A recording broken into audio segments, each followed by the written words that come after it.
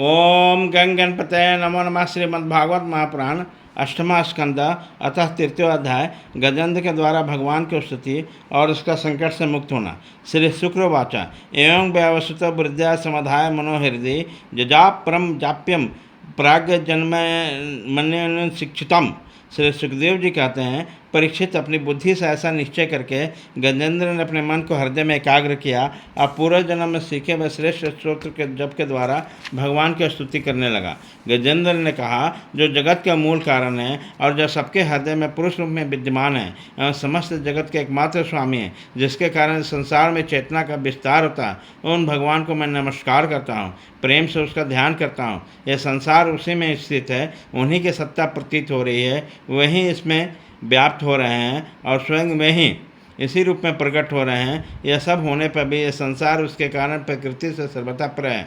उस सब स्वयं प्रकाश स्वयं सिद्ध सत्तात्मक भगवान की मैं शरण ग्रहण करता हूँ। यह विश्व प्रपंच उन्हीं के माया से अध्यस्त है। यह कभी प्रतीत होता है, कभी नहीं, परंतु उनकी दृष्टि जो कि तो एक सी रहती है। वे इसके साक्षी हैं और उन दोनों को देखते रहते हैं। जो सबके मूल है और मूल भी वही है, कोई दूसरा उनका कारण नहीं है। वही समस्त कार्य या कारणों से अतीत मेरे प्रभु रक्षा करें।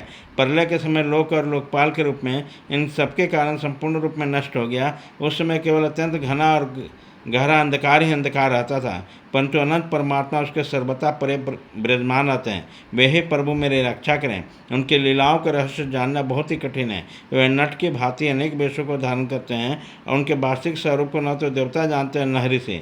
फिर दूसरा ऐसा कौन होगा जो वहाँ तक जा सके, उसका वर्णन कर सके। मेरे प्रभु मेरी रक्षा करें। जिनके परम मंगलमय स्वरूप का दर्शन करने के लिए महात्मागण संसार के आसक्तियों का परित्याग कर देते हैं और वन में जाकर अखंड भाव से ब्रह्मचर्य आदि अलौकिक व्रतों का पालन करते हैं तथा अपने आत्मा को सबके हृदय में विराजमान देकर स्वाभाविक ही सबका भलाई करते हैं। वही मुनियों के सर्वस्व भगवान मेरे सहायक हैं। वही मेरी गति है, न उनका जन्म करण है न राम रूप।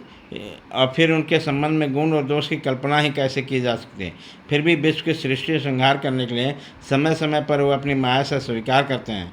उन्हीं अनंत शक्तिमान परम परम परमात्मा को मैं नमस्कार करता हूँ। वे अरूप होने पर भी बहुरूप हैं। उनका कर्म अत्यंत आश्चर्यमय है। मैं उनके चरणों में नमस्कार करता हूँ। स्वयं प्रकाश जिसके साक्षी परमात्मा को मैं नमस्कार करता हूँ, जो मन वाणी और चित्त से अत्यंत सुंदर है, उन परमात्मा को मैं नमस्कार करता हूँ। विवेकी पुरुष क्रम संन्यास अथवा क्रम समर्पण के द्वारा अपना अंतःकरण शुद्ध करके जिन्हें प्राप्त करते हैं तथा स्वयं तो नित्य मुक्त परमानंद एवं ज्ञान स्वरूप हैं, जो दूसरों के केवल मुक्ति देने की सामर्थ्य भी केवल उन्हीं में। उन प्रभु को मैं नमस्कार करता हूँ, जो सत्य रज और तम इन तीनों गुणों का धर्म स्वीकार करके क्रमशः शांत घोर और मूढ़ अवस्था भी धारण करते हैं। उन भेद संभाव में स्थित ज्ञानधन प्रभु को मैं बार बार नमस्कार करता हूँ। आप सबके स्वामी, समस्त क्षेत्रों के एकमात्र ज्ञाता एवं सब साक्षी हैं। आपको मैं नमस्कार करता हूँ। आप स्वयं ही आपकी कारण हैं। पुरुष और मूल प्रकृति के रूप में आप ही हैं। आपको मेरा बार बार नमस्कार है। आप समस्त इंद्रियां उनके विषयों के दृष्टा हैं। समस्त प्रत्ययों का अंधकार है। अहंकार आदि छाया रूप असत वस्तुओं के द्वारा आपका ही अस्तित्व प्रकट होता है।